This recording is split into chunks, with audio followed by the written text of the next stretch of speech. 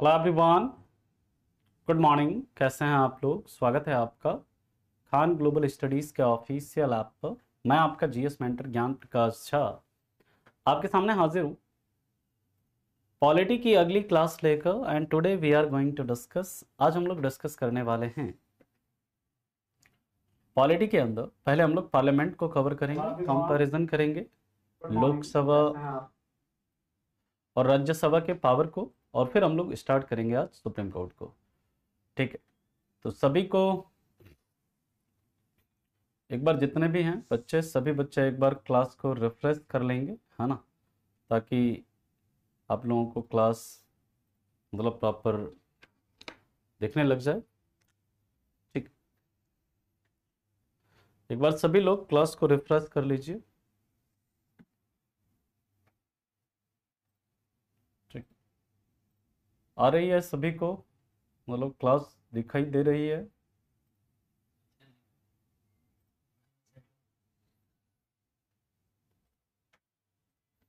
चलिए, तो सबसे पहले हम लोग बात करेंगे आज comparison of power, comparison of Lok Sabha and Rajya Sabha, कि किस मामले में लोकसभा ज्यादा पावरफुल है, किस मामले में राज्यसभा ज्यादा पावरफुल है, और किस मामले में दोनों की शक्तियां बराबर है ना। किस मामले में दोनों के पावर्स जो हैं इक्वल हैं, इसके बारे में हम लोग बात करेंगे। तो सबसे पहले हम लोग बात करेंगे कौन कौन सा ऐसा कंडीशन है जिसमें कि लोकसभा और राज्यसभा दोनों की शक्तियां क्या है, इक्वल है। In which conditions power of Lok Sabha and Rajya Sabha is equal. तो सबसे पहला, in introduction and passes of ordinary bill, यानी कोई जो ऑर्डिनरी बिल है उसको इंट्रोड्यूस करने में, यानी कि ऑर्डिनरी बिल जो है उसे कहां पर, लोकसभा में भी इंट्रोड्यूस किया जा सकता है एंड राज्यसभा में भी इंट्रोड्यूस किया जा सकता है। It can be introduce in Lok Sabha and Rajya Sabha both, और इसे दोनों से ही सिंपल मेजॉरिटी से पास किया जाता है, यानी कि इस मामले में लोकसभा और राज्यसभा की शक्तियां क्या है, समान है। दूसरी बात करें, इन introduction and passes of constitutional amendment bill and passes of constitutional amendment bill, यानी जो कॉन्स्टिट्यूशनल अमेंडमेंट बिल है, यानी जो संविधान संशोधन विधेयक है, इसको लोकसभा में भी इंट्रोड्यूस किया जा सकता है और राज्यसभा में भी इंट्रोड्यूस किया जा सकता है, और इसे दोनों ही हाउसेस से हमें स्पेशल मेजॉरिटी से पास करना होता है। इस चीज को आप याद रखेंगे। इसके बाद की बात करते हैं, याद रखेंगे। नेक्स्ट है an election of president and vice president, यानी कि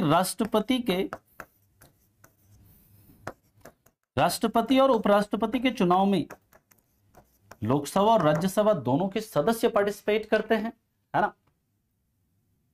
लोकसभा और राज्यसभा दोनों के सदस्य पार्टिसिपेट करते हैं।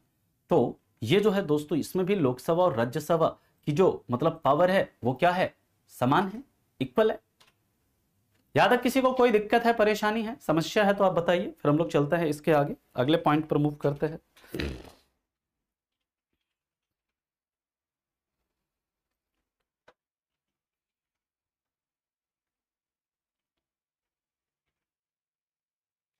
यहां तक किसी को कोई दिक्कत, कोई परेशानी?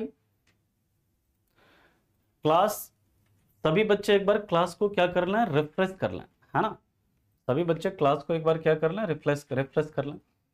ठीक है, मैं फिर से एक बार इसको हिंदी में बोल दे रहा हूं। देखो, लास्ट क्लास में हम लोगों ने डिफरेंट टाइप ऑफ फंड देखा।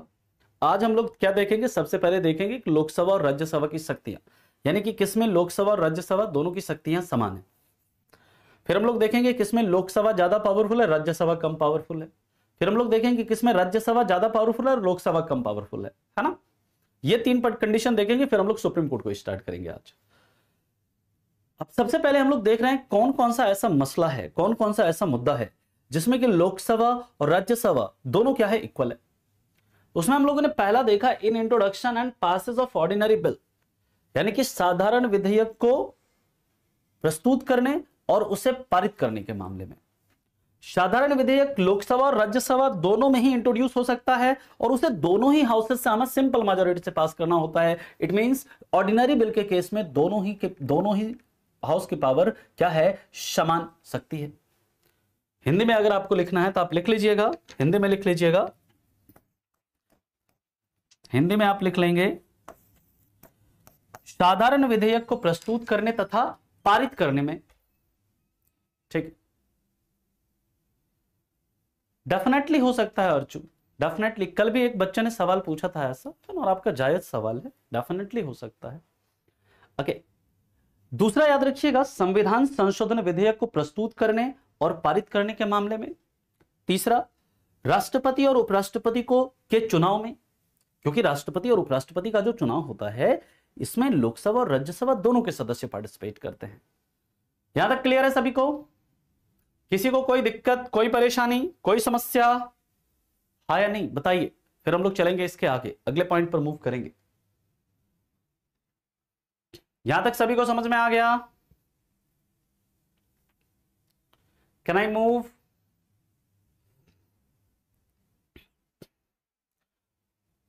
अरे हाँ या नहीं, कुछ तो बताओ।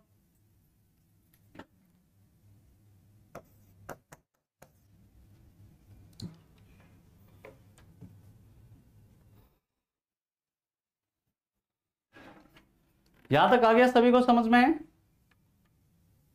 ठीक, नेक्स्ट हम लोग अब बात करते हैं इसके बाद अगला, इन इम्पीचमेंट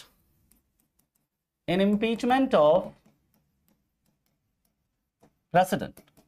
राष्ट्रपति के महाभियोग में, राष्ट्रपति के महाभियोग में दोनों ही लोकसभा और राज्यसभा दोनों के पास इक्वल पावर्स होती हैं। क्यों? क्योंकि राष्ट्रपति के ऊपर जो महाभियोग लगाया जाता है, इसको लेकर जो प्रस्ताव है किसी भी हाउस में इंट्रोड्यूस कर सकते हैं और उसे दोनों ही सदन से हमें क्या, टोटल स्ट्रेंथ के 2/3 बहुमत से पारित करना पड़ता है ना। यानी कि राष्ट्रपति पर जब महाभियोग लगता है तो इसमें लोकसभा और राज्यसभा दोनों के पास समान शक्तियां होती है। नेक्स्ट याद रखिएगा, in approval of ordinance, in approval of ordinance issued by president, यानी राष्ट्रपति के द्वारा जारी अध्यादेश को अप्रूव करने में, राष्ट्रपति के द्वारा जारी अध्यादेश को अप्रूव करने में, यानी कि राष्ट्रपति जो अध्यादेश जारी करता है, मैंने आपको बताया था कि एक टेम्पररी लॉ होता है जो ऑर्डिनेंस होता है, लेकिन जब संसद का सदन स्टार्ट होता है तो उसे लोकसभा और राज्यसभा दोनों से ही क्या करना पड़ता है, पारित करना पड़ता है। ओके, इसके बाद की बात करते हैं तो याद रखिएगा, in approval of different type of emergencies, in approval of different type of emergencies, different type of emergency, emergency याद करिए, नेशनल इमरजेंसी का जो डिक्लेरेशन होता है,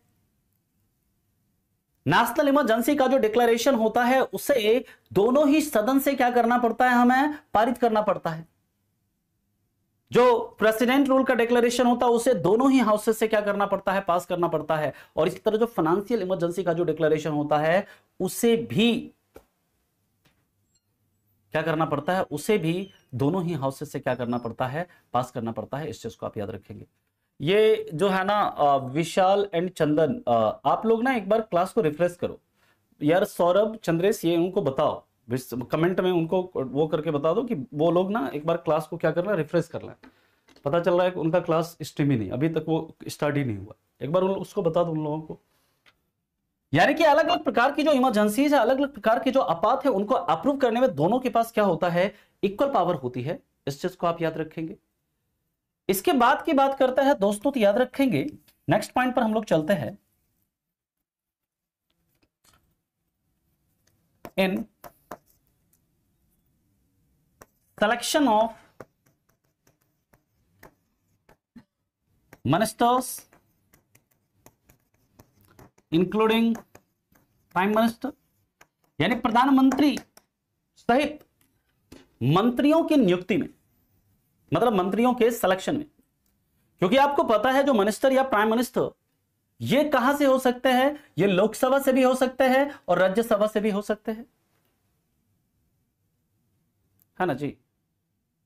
ठीक, जो लोकसभा और राज्यसभा दोनों से ही क्या हो सकते हैं, मिनिस्टर्स जो हो सकते हैं, प्राइम मिनिस्टर जो हो सकते हैं वो लोकसभा के भी सदस्य हो सकते हैं और राज्यसभा के भी सदस्य हो सकते हैं। ऐसा तो नहीं है ना कि काउंसिल मिनिस्टर के सदस्य सिर्फ लोकसभा से होते हैं या फिर सिर्फ राज्यसभा से होते हैं, नहीं, दोनों ही सदन से हो सकते हैं। ओके, पहले आप इतना लिखें, फिर चलते हैं इसके आगे।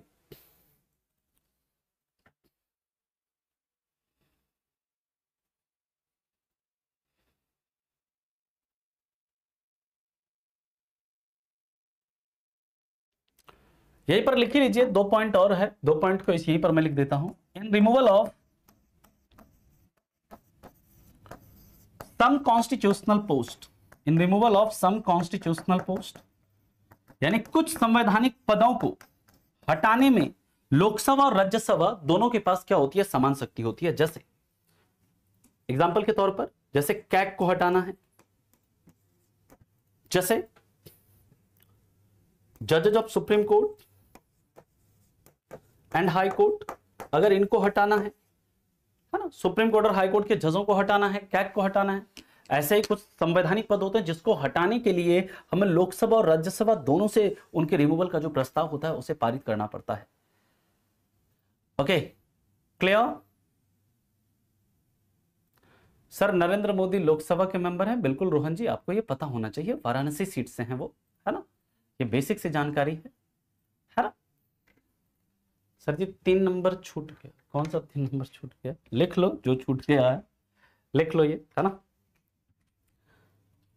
अभी एक पॉइंट और है इसमें, उसके बाद हम लोग बात करते हैं। यहां तक किसी को कोई दिक्कत है, कोई परेशानी है तो बताइए। लिख लो, तीसरा नंबर लिख लिया, in election of president and vice president. चलो अब इसे लिखो फटाफट। यहां तक किसी को कोई दिक्कत है, कोई परेशानी है तो बताइए।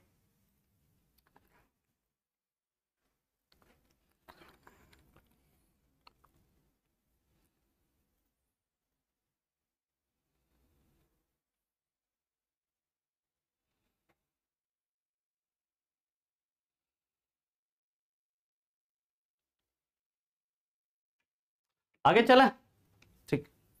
सर जी जो भी कमेटी के मेंबर होते थे उनका सीट क्या कॉन्स्टिट्यूशनल होता था? नहीं, कॉन्स्टिट्यूशनल नहीं होता है, वो रूल ऑफ प्रोसीजर में है।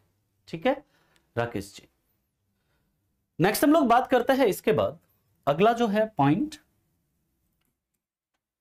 इन केस ऑफ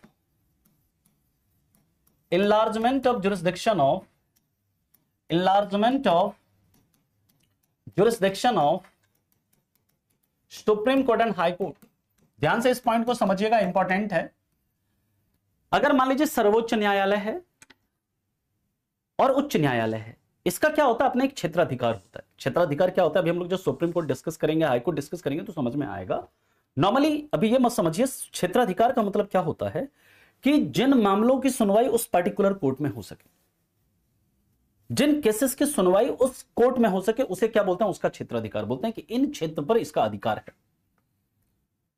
अगर मान लीजिए सुप्रीम कोर्ट का जो जुरिस्डिक्शन है, सुप्रीम कोर्ट का जो जुरिस्डिक्शन है उसको अगर क्या किया जाए, थोड़ा बढ़ाया जाए, या हाई कोर्ट का जो जुरिस्डिक्शन होता है अगर उसको इंक्रीज किया जाए, इसको करने का अधिकार किसे होगा, पार्लियामेंट। और पार्लियामेंट में कैसे, तो दोनों सदन ही क्या करती हैं, इसे क्या करती हैं, दोनों सदन के द्वारा ही क्या किया जाता है, ऐसे प्रस्ताव को, ऐसे बिल को, ऐसे विधेयक को पारित किया जाता है।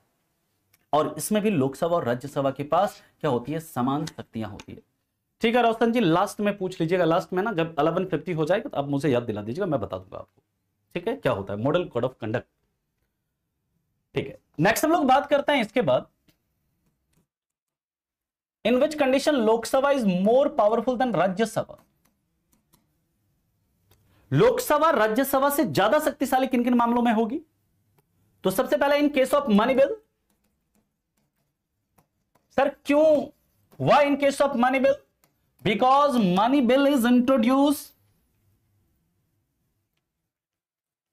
Money bill can be introduce only in Lok Sabha.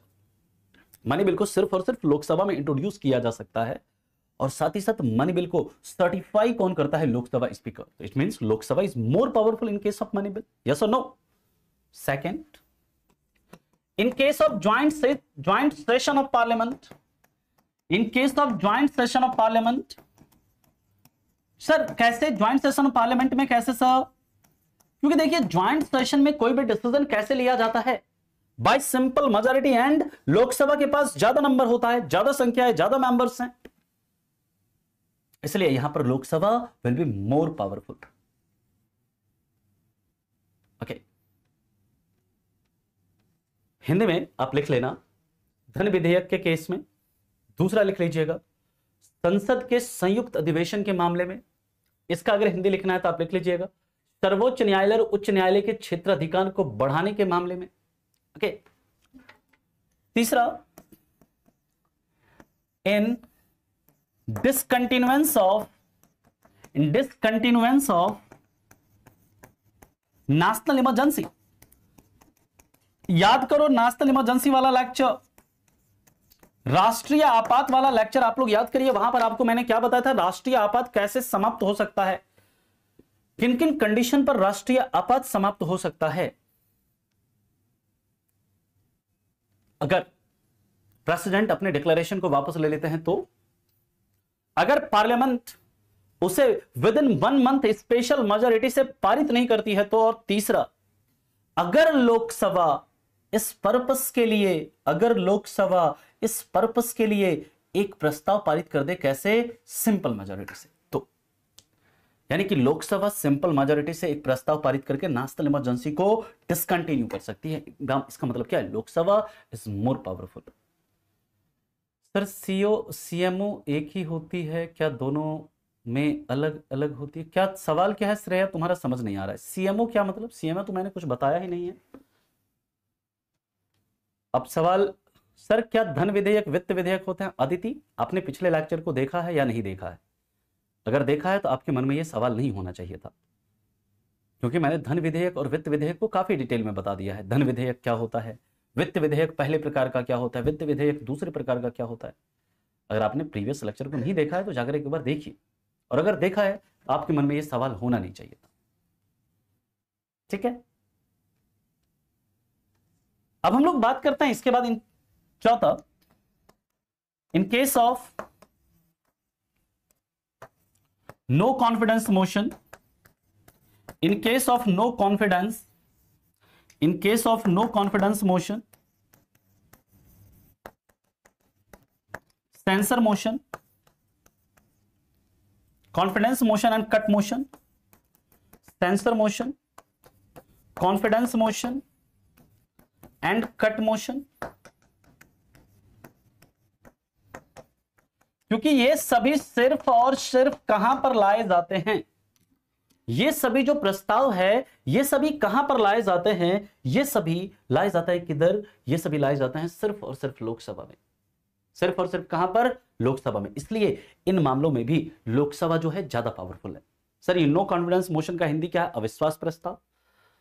Censure motion का हिंदी क्या है? निंदा प्रस्ताव। कॉन्फिडेंस मोशन का हिंदी क्या है? विश्वास प्रस्ताव। और कट मोशन का हिंदी क्या है? कटौती प्रस्ताव। इसे भी आप लिख लेंगे।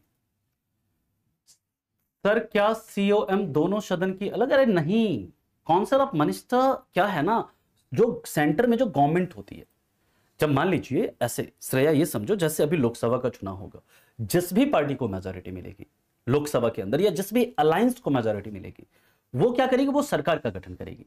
और सरकार के गठन का मतलब ही क्या होता है? मंत्रिपरिषद का गठन करना। मंत्रिपरिषद यानी सेंट्रल गवर्नमेंट का, मैंने क्या बताया, एक है लेजिस्लेटिव विंग, कौन सा है? पार्लियामेंट। सेंट्रल गवर्नमेंट का जो एग्जीक्यूटिव है उसी को क्या बोलता है? Council of minister.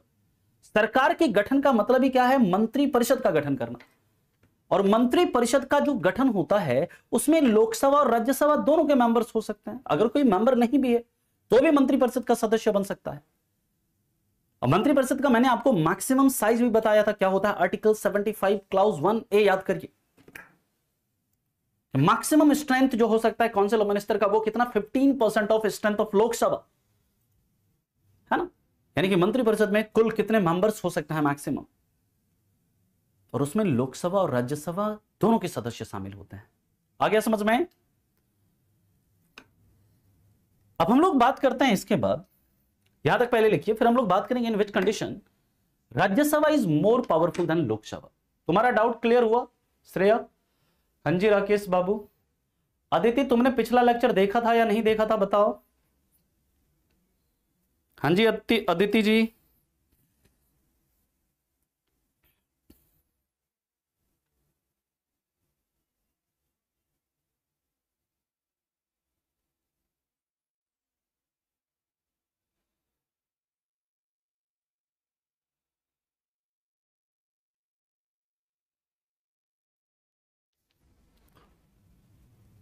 If Lok Sabha dissolve है तो नेशनल इमरजेंसी के डिसकंटिन्यूएंस के लिए राज्यसभा नहीं, बिल्कुल नहीं कर सकती है अर्जुन, हाँ। 3 का हिंदी बताना है, 3 का हिंदी लिख लीजिएगा। राष्ट्रीय आपात को समाप्त करने में, राष्ट्रीय आपात को समाप्त करने में, ठीक है। इसका जो इन केस ऑफ चौथा मैंने ये बताया है कि अगर जैसे नो कॉन्फिडेंस मोशन, याद करो हम लोगों ने प्रस्ताव पढ़ा, उनका अविश्वास प्रस्ताव कहां लाया जा रहा था? सिर्फ लोकसभा में। विश्वास प्रस्ताव कहां लाया जा रहा था? सिर्फ लोकसभा में। सेंसर मोशन कहां लाया जा रहा था? सिर्फ लोकसभा में। कटौती प्रस्ताव कहां लाया जा रहा था? सिर्फ लोकसभा में। यानी कि उसे सिर्फ और सिर्फ लोकसभा में ला सकते हैं, राज्यसभा में नहीं ला सकते। यानी कि इन मामलों में लोकसभा ज्यादा पावरफुल है। आया समझ में? किसी को कोई दिक्कत, कोई परेशानी? अब हम लोग बात करते हैं किन मामलों में राज्यसभा ज्यादा पावरफुल है किससे? Lok Sabha. In which condition Rajya Sabha is more powerful than Lok Sabha. तो पहला, in creation of all India services. याद करो स्टार्टिंग वाला लेक्चर, अगर किसी ऑल इंडिया सर्विसेज के अखिल भारतीय सेवाओं का गठन करना है उसके लिए पार्लियामेंट करेगी ये चीज।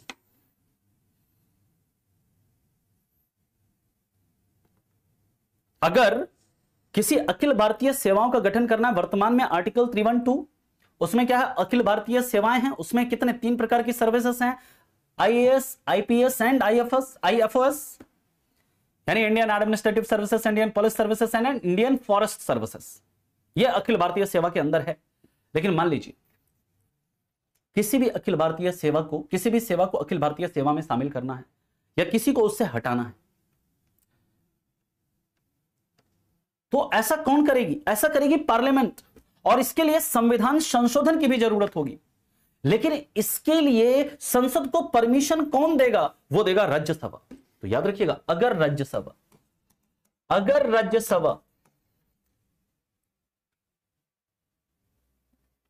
2/3 of present and voting, 2/3 of present and voting यानी कि उपस्थित और मतदान कर रहे सदस्यों के 2/3 बहुमत से, वोटिंग से एक प्रस्ताव पास कर दे तो पार्लियामेंट किसी न्यू ऑल इंडिया सर्विसेज को create, knew all India services को क्रिएट या अबॉलिश कर सकती है। यानी कि किसी अखिल भारतीय सेवा को क्रिएट कर सकती है या उसे जो पहले से उसे अबॉलिश कर सकती है। लेकिन इसके लिए परमिशन कौन दे रहा है? करेगा पार्लियामेंट, लेकिन परमिशन कौन दे रहा है? परमिशन दे रहा है कौन? राज्यसभा। कैसे? 2/3 ऑफ प्रेजेंट एंड वोटिंग से एक प्रस्ताव पारित करके, एक रेजोल्यूशन पास करके। और याद रखिएगा, इट रिक्वायर्स, इसके लिए कॉन्स्टिट्यूशनल अमेंडमेंट की भी जरूरत होगी। It requires constitutional amendment, it requires constitutional amendment under article 368। यानी कि इसके लिए हिंदी में लिख लीजिएगा, इसके लिए अनुच्छेद 368 के तहत, इसके लिए अनुच्छेद 368 के तहत संविधान संशोधन की आवश्यकता होगी। इसके लिए अनुच्छेद 368 के तहत संविधान संशोधन की आवश्यकता होगी। नहीं, IFS होता है इंडियन फॉरेन सर्विसेज। देखो दो चीजें हैं, इसमें फर्क है बाबू। एक है IFS, ये होता है इंडियन फॉरेन सर्विसेज, भारतीय विदेश सेवा, जिसमें कि एम्बेसडर, हाई कमिश्नर, है ना, राजदूत, उच्चायुक्त, ये सब आते हैं IFS।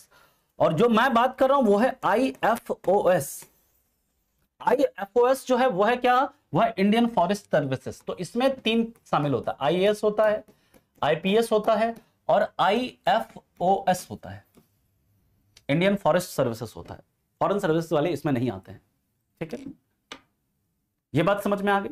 और 2 कंडीशन है जिसमें कि राज्यसभा लोकसभा से ज्यादा पावरफुल है। पहले आप इसे लिखो, यहां तक किसी को कोई दिक्कत है तो बताइए। सर्व सामान्य नागरिक संहिता में कंफ्यूजन है, किसने स्टार्ट किया? क्या जो गोवा ने स्टार्ट किया था वो ओनली नागरिक संहिता थी? देखिए, जो कॉन्स्टिट्यूशनली उसको सबसे पहले लागू किया है ना, पूरी तरह से पूरे राज्य में, वो किसने किया है? वो किया है वर्तमान में अभी उत्तराखंड ने। ठीक, क्लियर? कहां पे है अभिषेक?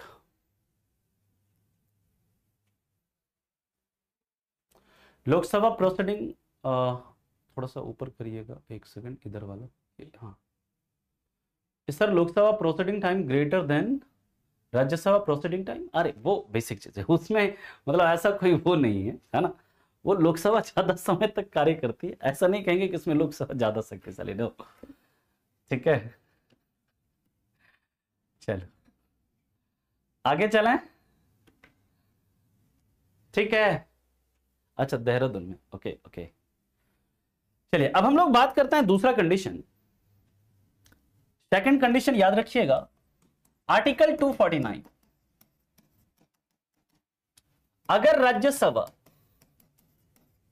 2/3 ऑफ प्रेजेंट एंड वोटिंग से एक रेजोल्यूशन यानी एक प्रस्ताव पारित कर दे कि, एक रेजोल्यूशन, एक प्रस्ताव पारित कर दे कि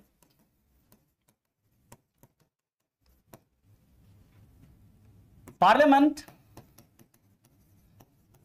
नेशनल इंटरेस्ट में, पार्लियामेंट किसमें? नेशनल इंटरेस्ट में, यानी कि राष्ट्रीय हित में, पार्लियामेंट नेशनल इंटरेस्ट में स्टेट लिस्ट के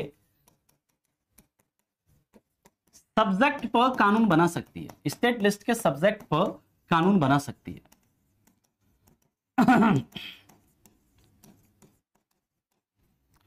नॉर्मली हम लोगों ने जो अपना फेडरल रिलेशन देखा था, केंद्र और राज्य के बीच में संघीय संबंध जो देखा था, उसमें हम लोगों ने क्या देखा?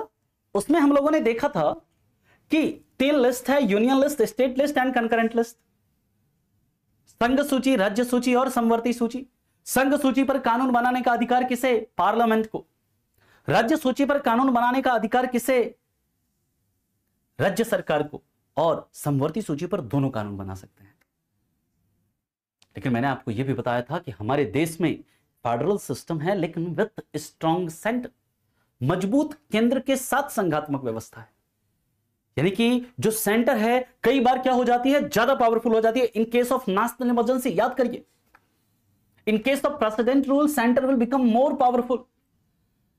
एंड राज्यसभा के पास यह पावर है, राज्यसभा के पास यह अधिकार है कि अगर राज्यसभा आर्टिकल 249 के तहत एक रेजोल्यूशन पास कर दे कि नेशनल इंटरेस्ट में पार्लियामेंट स्टेट लिस्ट के इन विषयों पर कानून बना सकती है, तो पार्लियामेंट को स्टेट लिस्ट के उन सब्जेक्ट पर कानून बनाने का अधिकार मिल जाता है जो कि राज्यसभा ने परमिट किया है।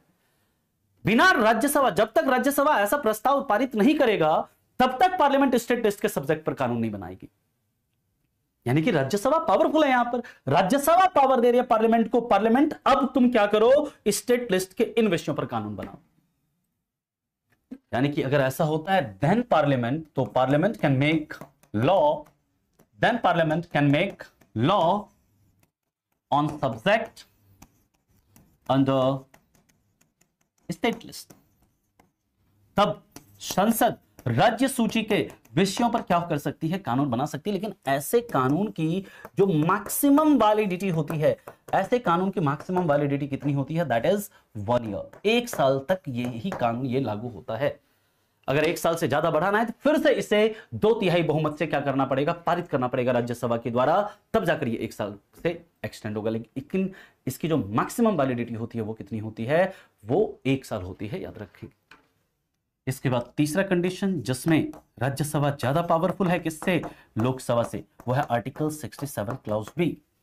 Sir what is under article 67 clause B, याद करिए वाइस प्रेसिडेंट का लेक्चर, वहां पर मैंने आपको बताया था resolution for removal of vice president can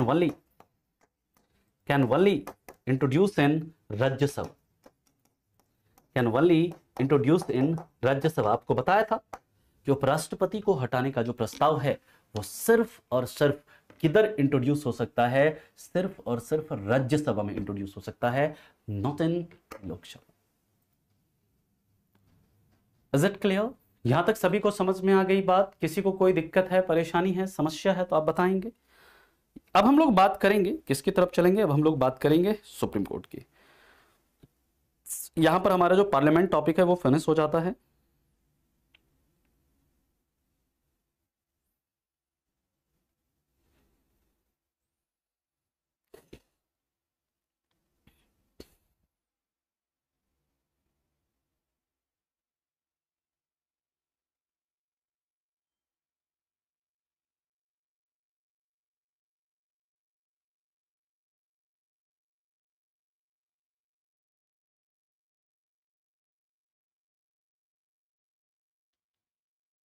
चला आगे। सर ऑल इंडिया सर्विसेज और आईएफएस में कोई डिफरेंस है? देखिए आईएफएस जो इंडियन फॉरेन सर्विसेज के जो ऑफिसर होते हैं वो ऑल इंडिया सर्विसेज में नहीं आते। ऑल इंडिया सर्विसेज का मतलब क्या होता है, अखिल भारतीय सेवाओं का मतलब क्या होता है, जिस ऐसी सेवाएं जिसमें पूरे देश में यूनिफॉर्मिटी की आवश्यकता हो, पूरे देश के अंदर जिसमें एक रूपता की जरूरत हो, उसे हम आईएफएस के अंदर रहते हैं। उसे हम किसको रखते हैं, सॉरी ऑल इंडिया सर्विसेज के अंदर रखते हैं। और उसमें आईएएस, आईपीएस, आईएफओएस यानी Indian forest services, Indian administrative services, Indian police services, इसमें पूरे देश के अंदर क्या है, यूनिफॉर्मिटी की आवश्यकता है, एक रूपता की जरूरत होती है ना, इसलिए उसे रखा गया है किसमें, ऑल इंडिया सर्विसेज के अंदर। आप देख सकते हैं, आपको मैंने सारा कंडीशन बता दिया अरविंद, तो आई थिंक आपके दिमाग से यह सवाल निकल जाना चाहिए कि कौन कब ज्यादा पावरफुल है ना। अगर ओवरऑल अगर हम बात करें तो Lok Sabha is more powerful overall की अगर हम बात करते हैं तो। ठीक है सौरभ, आपका डाउट क्लियर हो गया? ये 67 क्लाउज बी है ना, मैंने पहले भी कई बार लिखाया है ये, है ना, कि आप लोग ये बी है। ठीक है, हिंदी में इसका लिख लीजिएगा। आर्टिकल किसका हिंदी लिखना है, आर्टिकल 249 वाले केस में लोकसभा में किस मेजॉरिटी से पास करना होता है। ये जो होता है, अगर ये कानून बनाना होगा तो ये सिंपल मेजॉरिटी से पास करेंगे लोकसभा में। दोनों ही पार्लियामेंट जो है, पार्लियामेंट अगर स्टेट लिस्ट के सब्जेक्ट पर कानून बना रही है, यहां पर सिंपल मेजॉरिटी से पास करके कानून बनाएंगे। ठीक है, 67 की हिंदी बता दो, लिख लीजिएगा। अगर मतलब राज्यसभा, हिंदी में लिख लीजिएगा, उपराष्ट्रपति को हटाने का प्रस्ताव सिर्फ राज्यसभा में लाया जा सकता है। उपराष्ट्रपति को हटाने का प्रस्ताव सिर्फ राज्यसभा में लाया जा सकता है। विनय 315 बात करता है यूपीएससी की, है ना, यूनियन पब्लिक सर्विस कमीशन की, जो कि इन ऑल इंडिया सर्विसेज के जो ऑफिसर्स होते हैं उसके लिए रिक्रूटमेंट करता है। लेकिन जो ऑल इंडिया सर्विसेज के जो ऑफिसर्स हैं उसके पद का गठन वो किसके तहत हुआ है, आर्टिकल 312 के तहत हुआ है।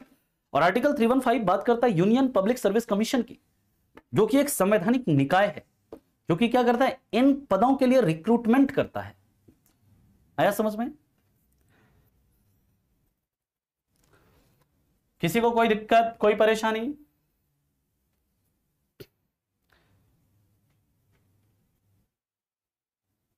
अगर 1 साल से ज्यादा बढ़ाना है तब, 1 साल से ज्यादा बढ़ाना है तब। ठीक है, सभी को समझ में आ गया? आगे चला हम लोग। अब हम लोग बात करते हैं सुप्रीम कोर्ट यानी सर्वोच्च न्यायालय।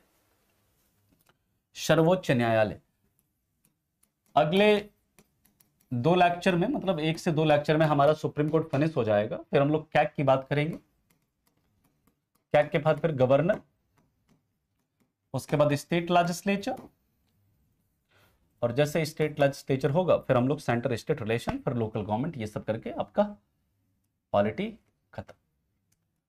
सर्वोच्च न्यायालय याद रखिएगा, first supreme court first supreme court was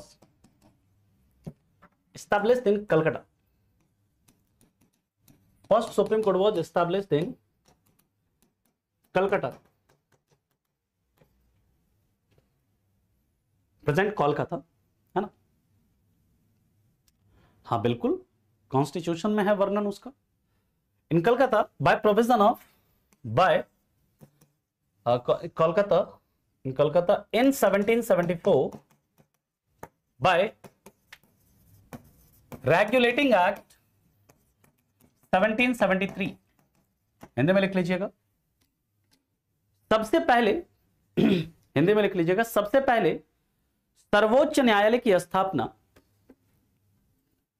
regulating अधिनियम 1773 के तहत 1774 में कलकत्ता में हुई. सबसे पहले सर्वोच्च न्यायालय की स्थापना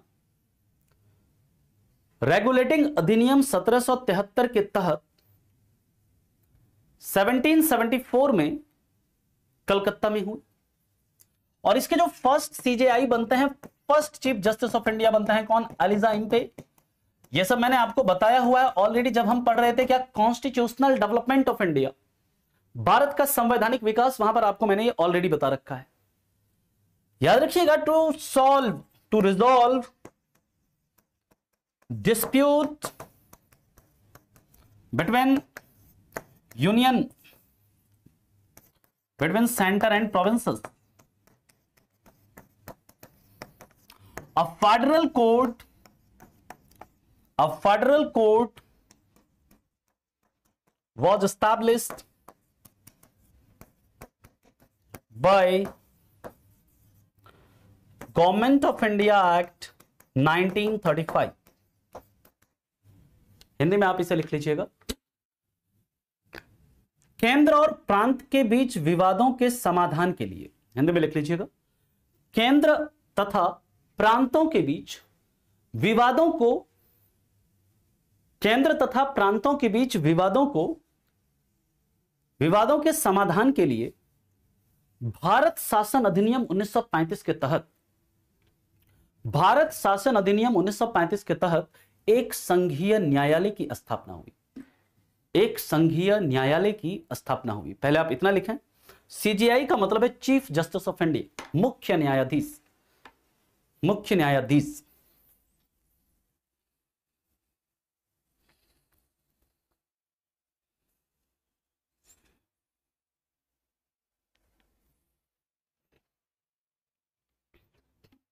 चलें आगे मूव करें.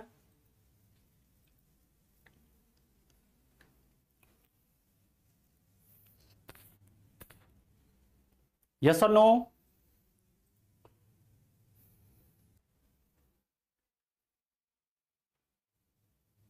अगले पॉइंट पर मूव करें. चलिए नेक्स्ट हम लोग बात करते हैं जो प्रेजेंट में जो हमारा सुप्रीम कोर्ट है. याद रखिएगा, प्रेजेंट वर्तमान वाला जो सुप्रीम कोर्ट है, present supreme court was established bye constitution. यानी जो वर्तमान में जो सुप्रीम कोर्ट है उसका जो निर्माण हुआ है हमारे संविधान के तहत हुआ है. कब? Bye constitution on 26 of Jain 1950. याद रखिएगा, वर्तमान के सर्वोच्च न्यायालय का स्थापना संविधान के तहत 26 जनवरी 1950 को हुई. 26 जनवरी 1950 को हुई. एंड याद रखिएगा, present supreme court was inaugurated on 28th of Jan 1950. इसकी जो स्थापना हुई थी 26 जनवरी को हुई थी, लेकिन उद्घाटन कब हुआ? 28 जनवरी को हुआ. उद्घाटन का भी डेट पूछते हैं आपसे. नेक्स्ट याद रखिएगा, इन ओरिजिनल कॉन्स्टिट्यूशन जो मूल संविधान था, मूल संविधान में there was 1 chief justice and 7 other जजेस।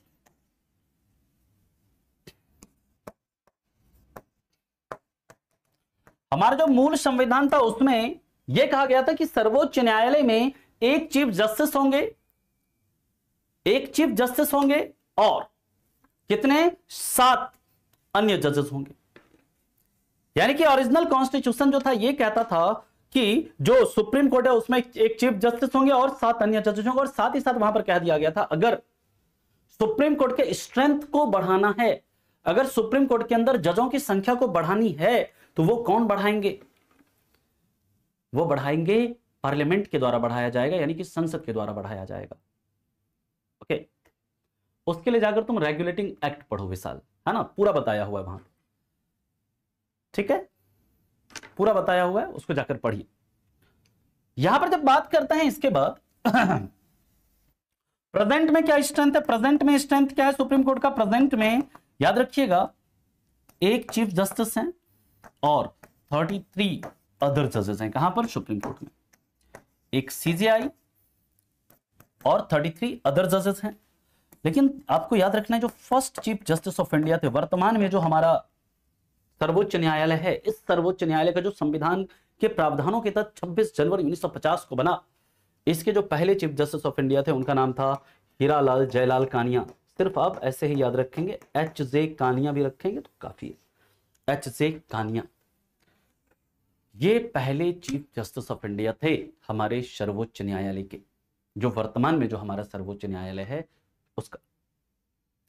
अब इससे रिलेटेड जो कॉन्स्टिट्यूशनल प्रोविजंस हैं सर्वोच्च न्यायालय से रिलेटेड, उसे हम लोग डिस्कस करते हैं। पहले आप लोग इतना लिख लो, फिर चलते हैं इसके आगे।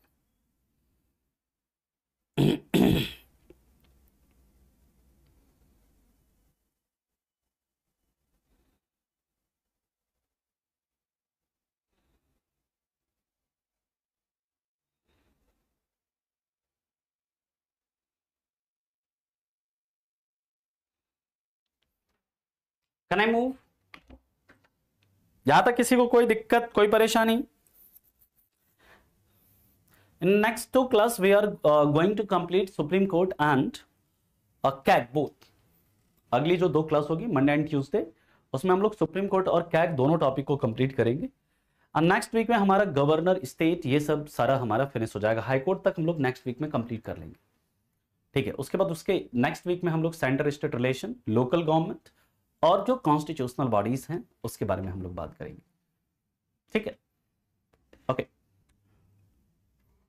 आप लोग क्वेश्चन प्रैक्टिस करते हैं? क्वेश्चन प्रैक्टिस करते हैं तो क्वेश्चन आप लोगों से हो रहे हैं या नहीं हो रहे हैं? क्वेश्चन बनाते हो तुम लोगों से तो बनता है ना जी, कि नहीं बनता है? कल नहीं, कल मैं संडे है ना, तो कल क्लास नहीं होगी, नेक्स्ट संडे देखते हैं। अरे नहीं, अमेरिका से आता है, कैसी बात कर रहे हो हर्ष? बिल्कुल इंडियन गवर्नमेंट ही देगी ना जी, कौन देंगे, कौन देंगे, है ना? हाँ,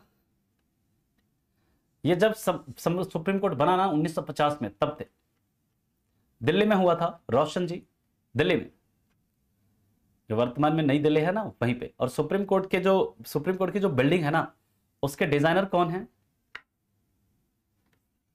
सुप्रीम कोर्ट के जो बिल्डिंग है उसके डिजाइनर कौन है? उसके डिजाइनर है एडविन लुटियंस, याद रखिएगा। 90% हो रहा है तो काफी है ना, बट 90% हो रहा है तो बहुत है। एक आध क्वेश्चन ऐसा होता है ना, जो कि नहीं करने के लिए होता है एग्जाम में, ठीक है ना। चलिए, भाषा समझने के लिए सोयल तुमको प्रैक्टिस, ज्यादा से ज्यादा प्रैक्टिस करना पड़ेगा क्वेश्चन की, है ना, तभी भाषा समझ में आएगी। और यूपीएससी में क्वेश्चन की भाषा को समझना ही सबसे बड़ा टास्क है। चलिए खैर, हम लोग आते हैं इसके बाद कॉन्स्टिट्यूशनल प्रोविजन। कॉन्स्टिट्यूशनल प्रोविजन इससे रिलेटेड, सुप्रीम कोर्ट को हम लोगों ने लिया किस देश से? थोड़ा बताना तुम लोग, किस देश से सुप्रीम कोर्ट को लिया है हम लोगों ने? सुप्रीम कोर्ट जो है इसे हमने किस देश से लिया है, किस देश के संविधान से?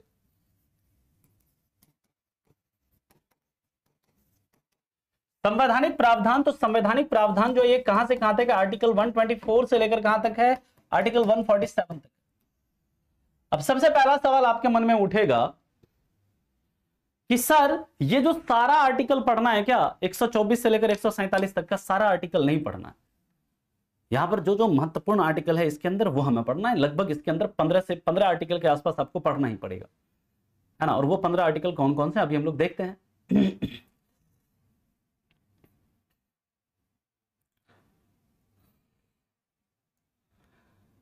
यही तो मतलब बचपना है हर्ष आपका, है ना। समझिए, ये बहुत बढ़िया सवाल पूछा हर्ष ने, है ना। सर 33 जज आखिर करते क्या है? किसी भी जज में मैक्सिमम 13 जज ही लगते हैं। किसने कह दिया मैक्सिमम 13 जज लगते हैं? एक ही केस नहीं है ना जो सुप्रीम कोर्ट के पास, एक ही केस है उसी पर सब जज सुनवाई कर रहे हैं। सुप्रीम कोर्ट के पास इतने केसेस हैं, इतने केसेस अभी पेंडिंग हैं कि अगर डेली सुप्रीम कोर्ट बैठे, डेली सुने, तो उसको लगभग पता है कितना साल लगेगा पूरा केस को सॉल्व करने में? 20 साल लगेगा। अभी इतने केस पेंडिंग है सुप्रीम कोर्ट के अंदर, और आप कह रहे हैं करते क्या है जज? अरे भाई वहां पर अलग अलग जज अलग अलग केस की सुनवाई करते हैं। Chief justice of India decide करते हैं 33 जज है, 3 जज का बेंच बनाएंगे, हाँ ये 3 जज का बेंच है, इसका सुनवाई करिए। एक सिंगल जज का बेंच है, इस केस की सुनवाई करिए। 5 जज का बेंच है, इस केस की सुनवाई करेंगे, है ना।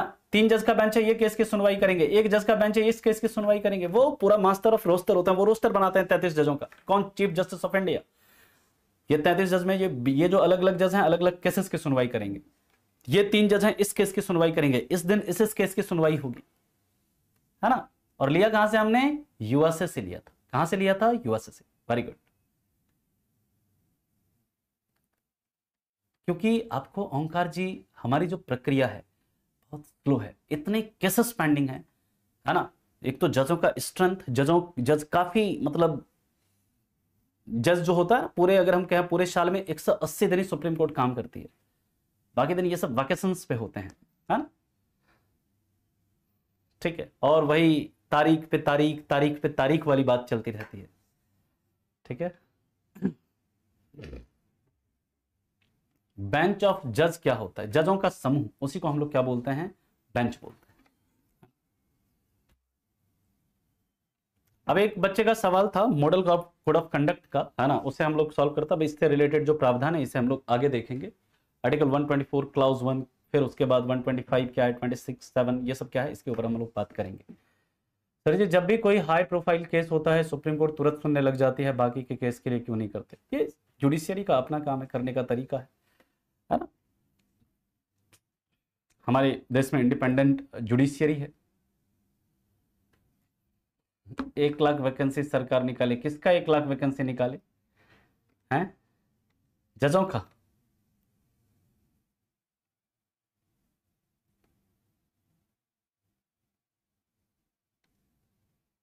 सर पार्लियामेंट को सुप्रीम कोर्ट पर विचार करना चाहिए और जज का नंबर बढ़ाना चाहिए। बिल्कुल बढ़ाना चाहिए। बिल्कुल नितिन जी, आप बिल्कुल सही बता रहे हैं। जो न्याय देरी से मिले वो अन्याय के बराबर ही है। बिल्कुल। तो मॉडल कोड ऑफ कंडक्ट क्या होता है? देखो, जो जैसे चुनाव का मतलब डेट घोषित होता है ना, उसके बाद क्या होता है, आचार संहिता लागू हो जाती है। इसको हिंदी में बोलते हैं आचार संहिता। कि मतलब इस दौरान जो पॉलिटिशियंस हैं उनके क्या क्या मतलब, क्या क्या उनके मतलब कौन कौन से एक्ट वो नहीं कर सकते, किस तरह के मतलब भाषण में किस तरह के शब्दों का प्रयोग नहीं कर सकते, है ना। किस तरह का मतलब जो है मतलब एक्टिविटी नहीं कर सकते हैं वो, है ना, चुनाव के दौरान, है ना। उसके बाद जो गवर्नमेंट है वो कोई नई स्कीम्स वगैरह लागू नहीं कर सकती है ना। ये सारी चीजें हैं। बाकी इस मॉडल कोड ऑफ कंडक्ट के ऊपर हम लोग इलेक्शन कमीशन जब पढ़ेंगे वहां पर हम लोग इसके बारे में डिटेल में बात करेंगे।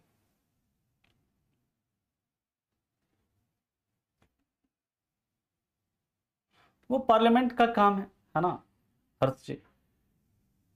यहां तक किसी को कोई दिक्कत, इंडिपेंडेंट भी है और इंटीग्रेटेड भी है। ठीक है। क्योंकि 2-3 मंथ पहले ही चुनाव का तारीख का जो घोषणा है, 2 से 3, मैंने क्या बोला, जिससे चुनाव की तारीख का घोषणा होता है उसी दिन से वो लागू हो जाता है।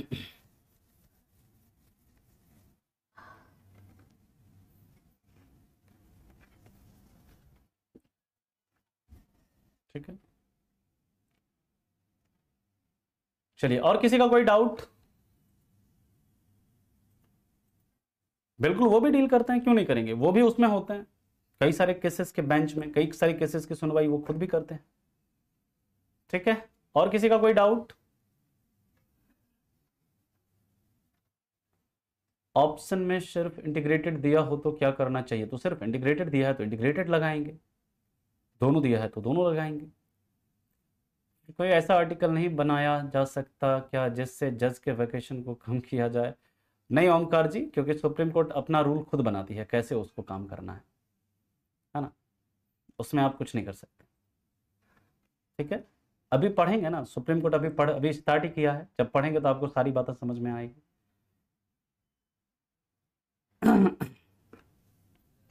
ये बताएंगे सौरभ, अभी आगे बात बात करेंगे, है ना, इसके ऊपर थोड़ा सब्र रखा करो, इसके ऊपर भी चर्चा करेंगे हम लोग आगे। और किसी का कोई डाउट, कोई परेशानी?